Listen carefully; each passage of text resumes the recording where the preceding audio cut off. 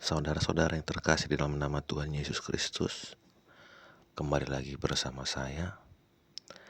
Renungan kita pada hari ini diambil dari Mazmur 105 ayat 8. Sebelum kita membaca firman Tuhan, mari kita berdoa. Terima kasih Tuhan atas penyertaan-Mu kepada kami selalu baru setiap hari. Bapa, sebentarlah kami akan membaca firman-Mu. Biarlah firman-Mu Tuhan menjadi bekal langkah hidup kami, sehingga kami bisa terus memuji dan memuliakan nama-Mu. Haleluya, amin.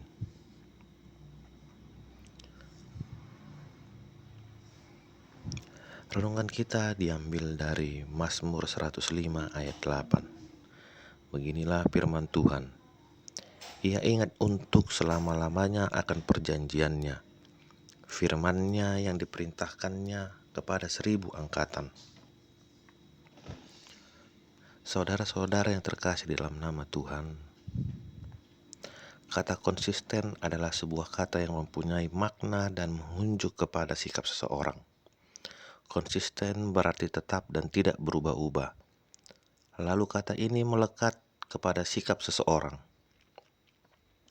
Artinya, bila kita sandingkan, maka kita akan mengidentifikasi seseorang yang konsisten atau yang tidak konsisten dari sikapnya. Pada hari ini, konsistensi seseorang masih sangat dibutuhkan untuk membangun rasa percaya orang lain terhadapnya.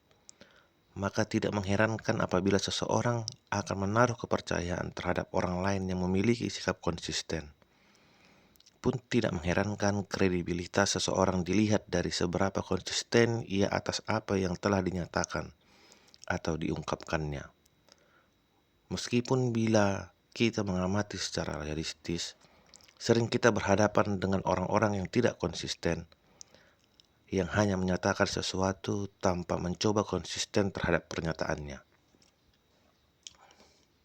Saudara-saudara yang terkasih, dalam nats kita hari ini membawa kita kepada sebuah pengenalan akan karakter Tuhan Allah yang dinyatakan dan diperlihatkan kepada umatnya. Teks ini dalam konteks umat Israel yang telah kembali dari pembuangan Babel dan telah tiba di tanah mereka, yaitu tanah Kanaan. Dalam menikmati kembali tanah mereka, lalu pemazmur mengajak umatnya untuk mengingat dan merefleksi atas karakter Allah yang melekat pada dirinya, yang sebenarnya telah dinikmati oleh umat itu. Bahwa Allah adalah Allah yang selalu mengingat janji-janjinya. Janji atas apa? Janji Allah kepada umatnya, kepada nenek moyang mereka, bahwa Allah akan memberkati dan membebaskan mereka dari perbudakan Mesir. Dan tidak hanya sampai di situ. Allah juga menyertai mereka sepanjang perjalanan mereka selama 40 tahun dari Mesir menuju tanah Kanaan. Allah yang tetap konsisten mengasihi bangsa-bangsanya, meskipun ada saatnya bangsanya itu tidak mengasihinya dan tidak setia kepadanya. Konsistensi Allah diperlihatkannya dalam proses perjalanan kehidupan umatnya.